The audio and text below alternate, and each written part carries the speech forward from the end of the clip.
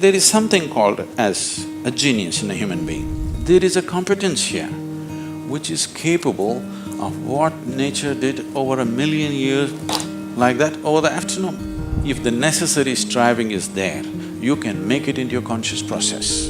If you set up the necessary situation, success is an assured thing for that person.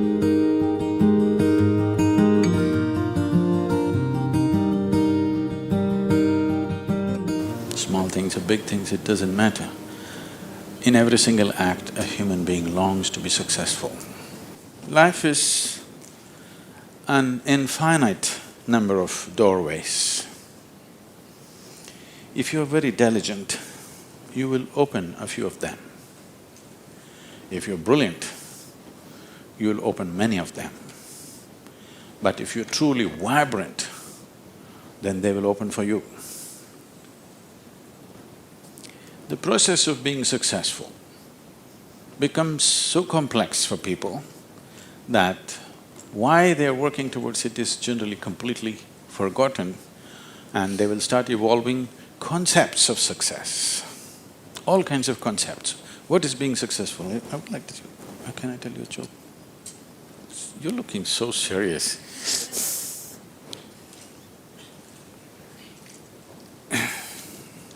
There was a man in India whose name is Shankaran Pillai.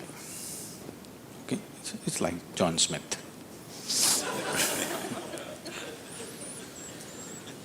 His son came to United States.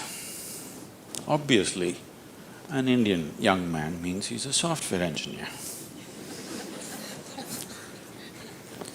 He went to Texas, Houston and started working there.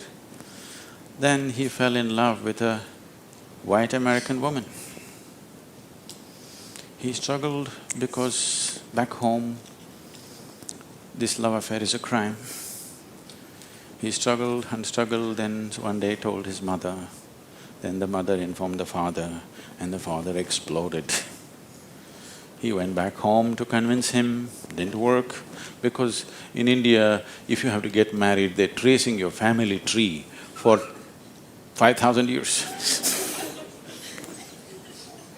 They're looking at the genetic purity of the person that you're marrying. So somebody from somewhere else, a white woman from America, how can you marry her? What do we know about her genetics? Where does she come from? What is her lineage? Da, da, da. So no way to convince, he came back.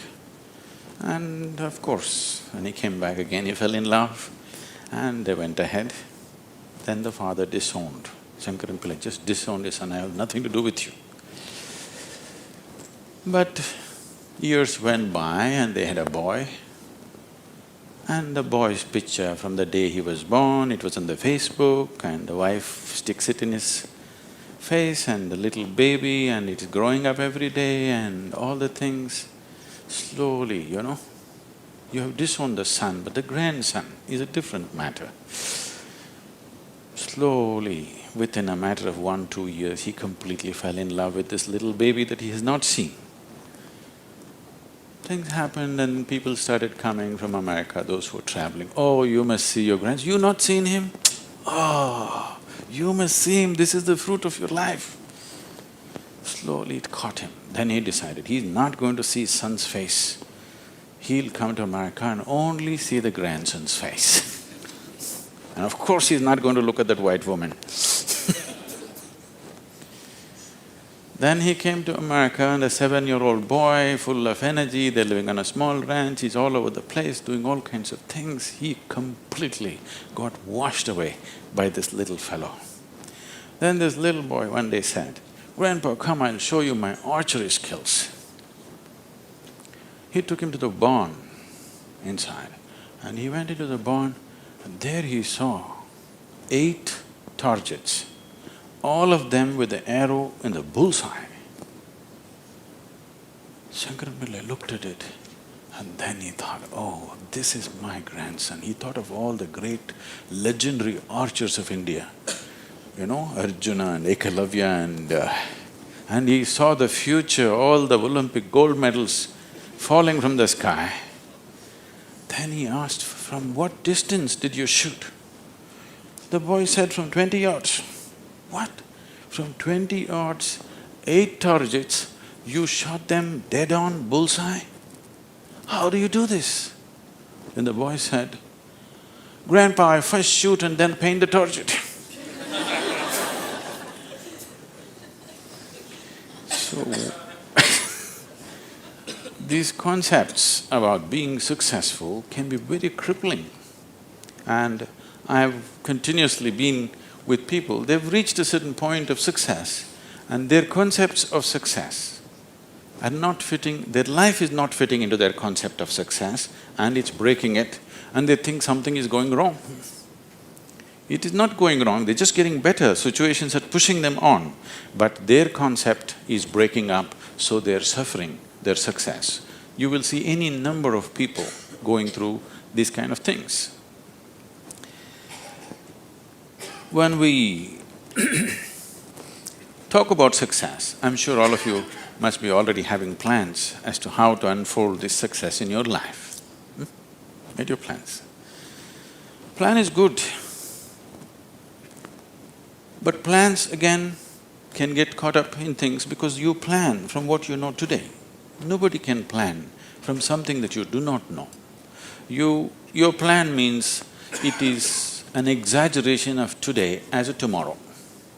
Right now you're here at a certain level, now you think, my plan means this must be 10 times more in this many years or whatever, or 100 times or 1,000,000 times or whatever. But plan is just essentially an exaggeration of what is today. Maybe there is a certain logic to it, maybe there is a certain understanding of the logistic attached to it, but essentially it's an exaggeration of today. That means in many ways it's ruled out whatever other possibilities which are not yet in your experience. In Pennsylvania, you heard of the Pennsylvania floods?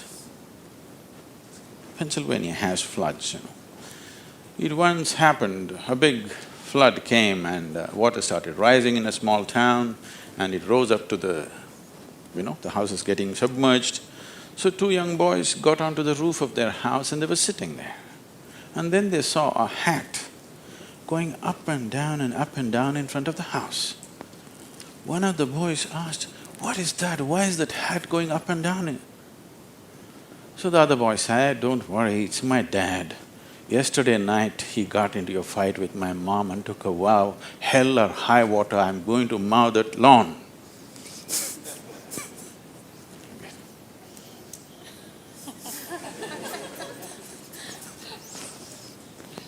So, plans can be debilitating. It's good to have a plan, but it's more important that you have a purpose. If you have a purpose, plans will evolve, things will happen, plans will fall apart, new things will come up. Whatever has to happen will happen. If you hold on to a certain purpose, other things will just serve that purpose. But if you are very committed to a plan as such, then plan can become a blueprint for restriction. It is also a possibility. It's all right to hold a plan, but you must hold a plan at a certain distance. You shouldn't get identified with the plan. The process of success. See, essentially success is a desire in every human being. You can put some fire into it and make it your passion. But if it becomes a need within you, that you must be successful, otherwise you will suffer, then you are heading for a problem, a serious problem. Our passions can turn into poison if we start becoming resentful for the non-fulfillment of those passions.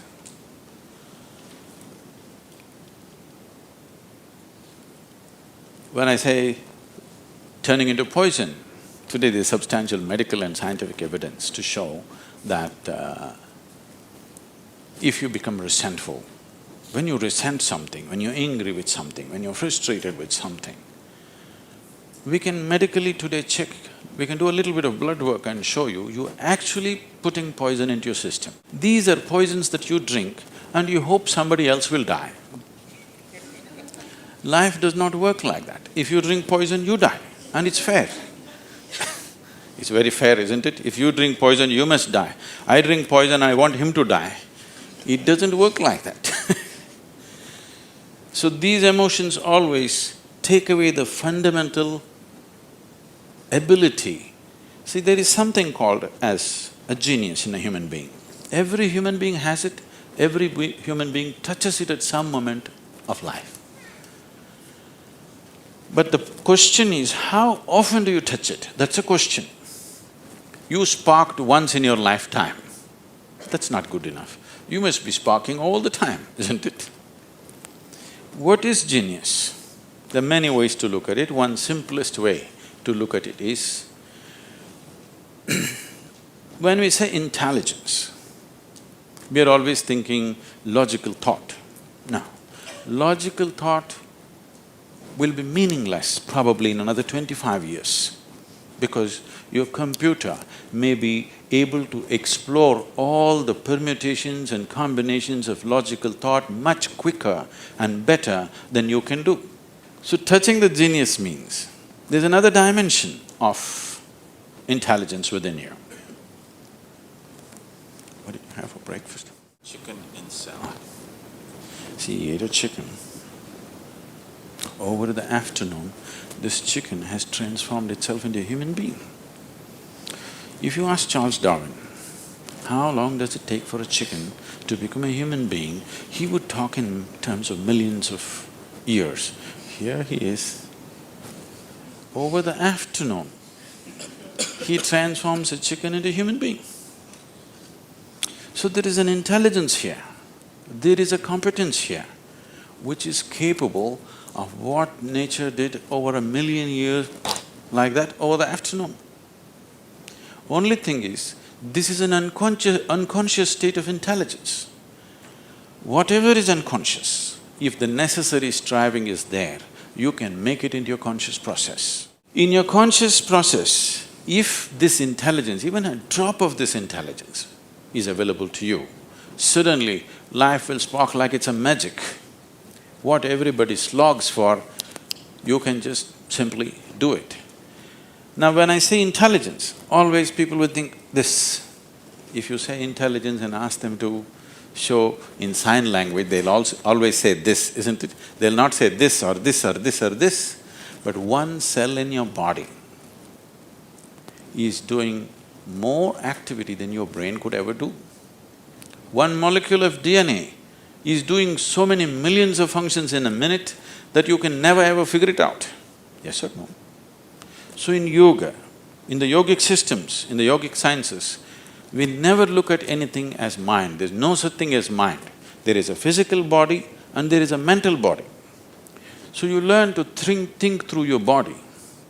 You know, it's a short session, it's not an area that we should enter right now, but I have to tell you this. There are many things personally that I do at the same time. Now people come and tell me, just now I'm entering the session, somebody comes and tells me, Sadhguru, these building plans have to happen, because we do everything ourselves. Now by the time I get out, I'll have the building plan ready as I'm speaking here, because 12 to 14 channels actively keep going on in my head. It is not just in the head, you learn to think through your body. Learning to think through your body will never give you a headache, that's the best part of it. Now, all these responsibilities and 1,000 things happening at the same time, won't you get stressed? There is no such thing, because you use a deeper dimension of yourself and everybody is capable of this and everybody has it. You may not have the same level of intellect as somebody else has, that is always subject to person. But all of you eat, if you eat a carrot, you can digest it, that means you have another dimension of intelligence, yes? If you set up the necessary situation that everything that's there within the system is available for you, success is an assured thing for that person.